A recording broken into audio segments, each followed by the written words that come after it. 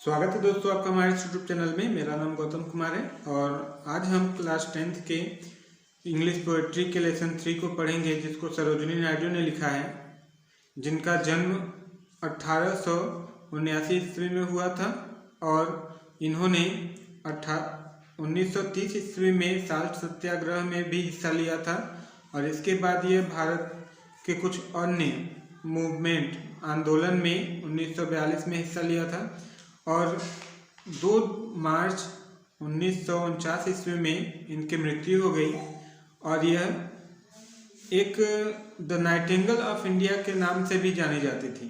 ठीक है, उसके बाद देख लेते हैं हम पोएम को।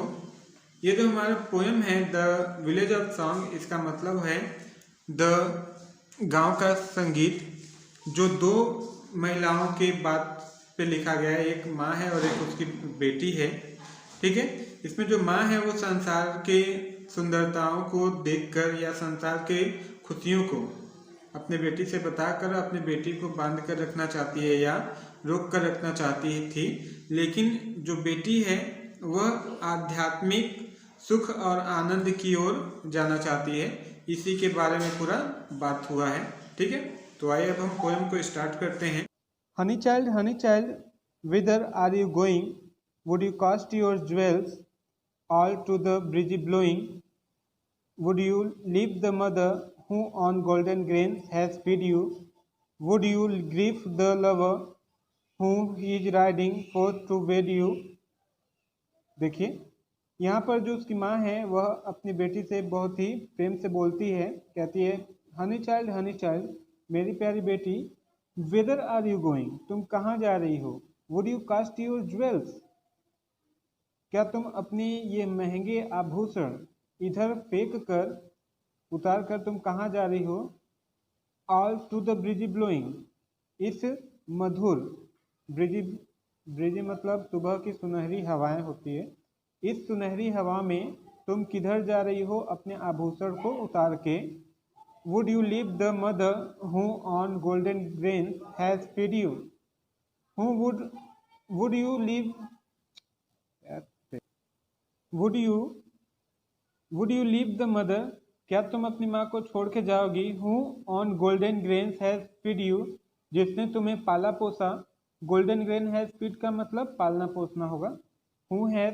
Who on golden grains has fed you? जिसने तुम्हें पाला पोसा, क्या तुम अपनी उस माँ को छोड़ के जाओगी? Would you grieve the lover? क्या तुम अपने प्रेमी को दुख दोगी? ग्रीफ मतलब होगा दुख। Who is riding forth to wed you? जो दूर से, forth मतलब होगा दूर से, जो तुम्हें दूर से ब्याहने, वेड मतलब होता है शादी करना, जो तुम्हें दूर से शादी करने के लिए आ रहा है। ठीक है, उसके बाद हम नेक्स्ट स्टेंजा को देखते हैं। Mother mine, to the wild forest I am going, where upon champa boughs the champa birds are blowing. To the quail-haunted river I sails, where lotus lily glisten. The voice of fairy folk are calling me, O listen. देखिए, यहाँ पे अब उसकी daughter मतलब उसकी लड़की जवाब देती है अपनी माँ को कि मदर माइंड, मेरी माँ या मेरी प्यारी माँ, to the wild forest I am going, मैं जंगल की ओर जा रही हूँ। वेयर अपॉन द चंपा बो, जहाँ पर चंपा की डालियाँ या हम शाखाएं कह सकते हैं, चंपा की शाखाएं लटकी हुई हैं। द चंपा बर्ड, और उस पे चंपा की कलियां खिल रही हैं। आर ब्लोइंग, चंपा की कलियां खिल रही हैं। देखिए, इसको फिर से देख लेते हैं। यहाँ पर वो बोल रही है कि मेरी प्यारी माँ, मैं जंगल की ओर जा रही हूँ, जहाँ पर चंपा की लताएं या चंपा की लताओं पर या चंपा की डालियों पर क्या खिले हुए हैं? चंपा की कलियां खिल रही हैं। To the quail hunted river I sail, where lotus lily glisten. To the quail hunted, जहाँ पर कोयल बोल रहे हैं। रिवर आई सेल, नदियों के किनारे या नदियों के द्वीप पर। वेयर लोटस, नदियों के द्वीप पर जहाँ पर कमल और लिलीज कुमुदनी ग्लिटेन चमक रही हैं। ग्लिटेन मतलब होगा चमकना।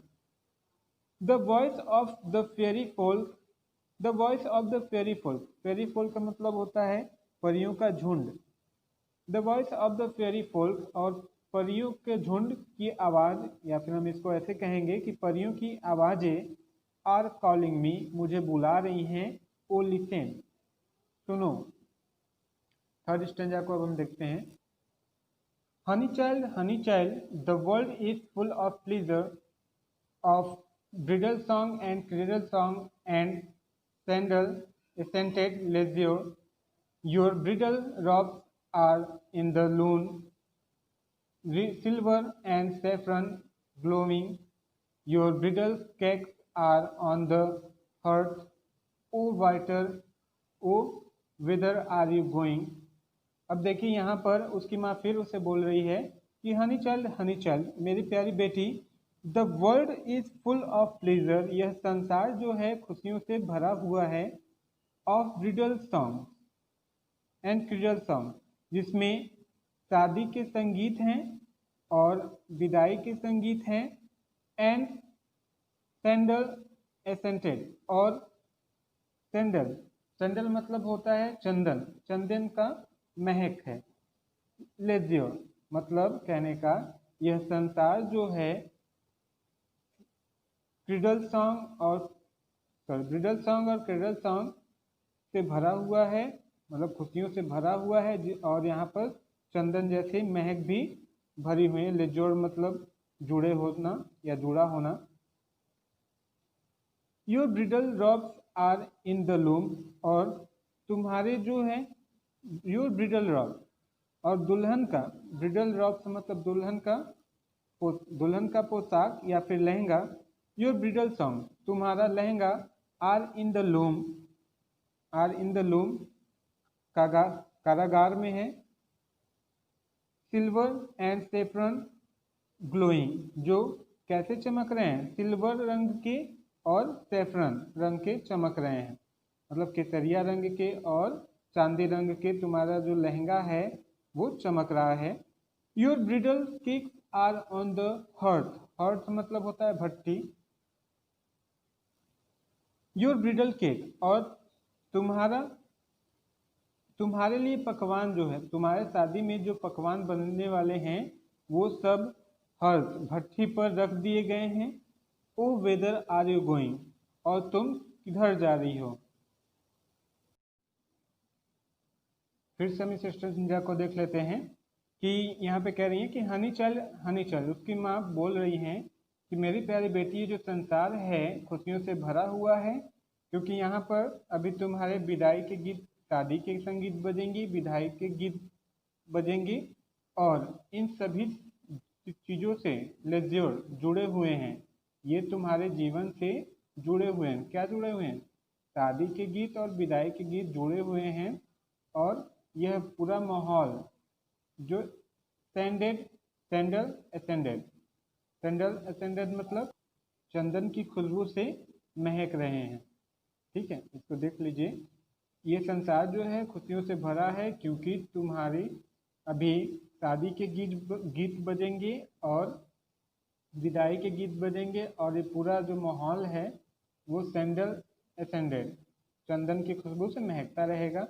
और तुम्हारा जो शादी का जोड़ा है वह लूम में रखा हुआ है, जो कैसा चमक रहा है? सिल्वर चांदी और केसरिया रंग का चमक रहा है।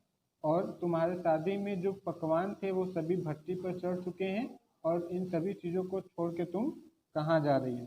ठीक है, उसके बाद लास्ट पैराग्राफ है, the bridal song and the cradle song, the bridal song and the cradle song have cadence of sorrow, the laughter of the sons today, the wind of the dead tomorrow, far sweeter sound the forest tone notes where forest streams are calling. O mother mine, I cannot stay, the fair folk are calling me. देखिए, the bridal song and cradle song have the cadence of sorrow. ये जो संगीत होते हैं, ये जो आज संगीत है मेरे शादी का, वही कल मेरे दुख का कारण बनेंगे। ठीक है, आज जो मेरे लिए एक शादी का संगीत है और विदाई का संगीत है, वही मेरे लिए दुख का जरिया बनेगा या कारण बनेगा। The laughter of the sun today, जो आज the laughter of the sun today, जो खुशी आज सूरज की तरह चमक रही है, जो खुशी आज सूरज की तरह चमक रही है, वही the wind of the dead today tomorrow, वही कल की मृत्यु का हवा बन के आएगी या मृत्यु का कारण बनेगी। ठीक है, for sweeter sound the forest notes where forest stream are calling, for sweeter sound, और ये सभी चीजें, संसार की सभी चीजें फॉर स्वीटर, मधुरता से बहुत दूर हैं। फॉर मतलब दूर होता है, मधुर से, इन मधुर आवाजों से बहुत दूर हैं। कौन सी मधुर आवाज से?